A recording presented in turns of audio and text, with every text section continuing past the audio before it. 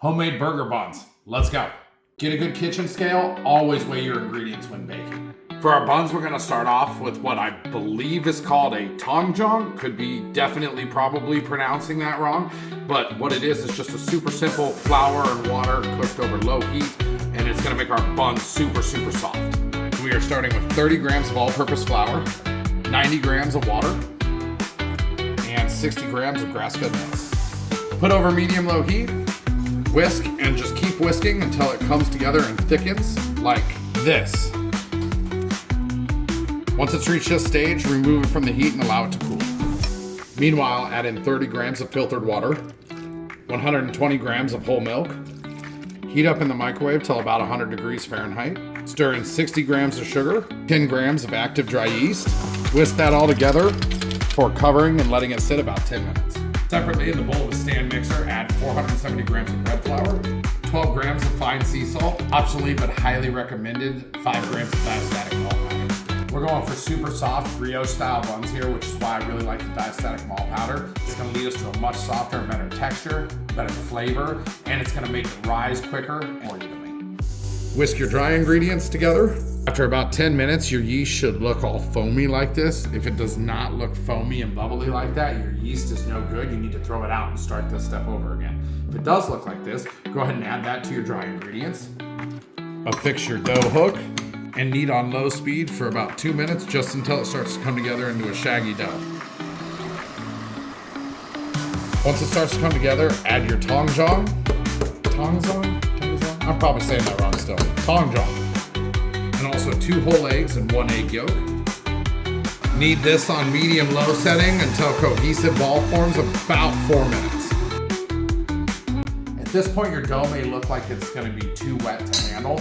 Don't add any more flour. You're gonna add in the butter at this point, which is gonna actually make it even wetter to begin with.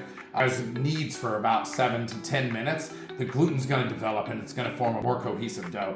This is also a super high hydration dough, so it's gonna be very wet. That's what's gonna keep them really soft and moist. Add in your butter about a tablespoon at a time. Now at this point, it's still gonna look really soft. Again, resist the urge to add flour.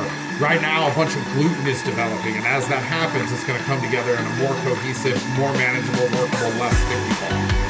Let this knead on medium-low for another 7 to 10 minutes. Your dough should pass the window pane test, which means that you can easily spread it out and see through it without it tearing. If it doesn't, knead for another 2 or 3 minutes and then try again. At this point, it should be soft, kind of sticky, but definitely manageable to use. Get it out of the bowl with your hands, form it into a ball, place it into a grease bowl to rise for about an hour, hour and a half until it's doubled in size. Buns, doubled in size. Punch the air out of it. Weigh your dough. Divide that number by 8 and then make each bun weigh that amount. Mine's 125 grams per bun.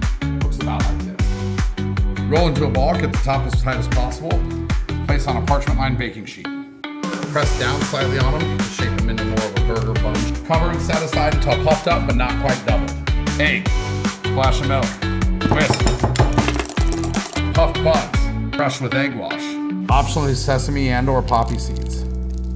Oven preheated to 375. Preheated pan, boiling water in. Be careful not to burn yourself.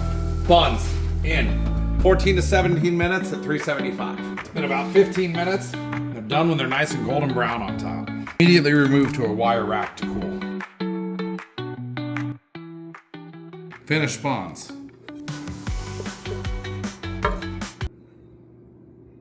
Toast these in a pan, use them for any burger, any type of sandwich, or just spread some butter on it. Hit it with some flaky salt. Knead it as is. Make these.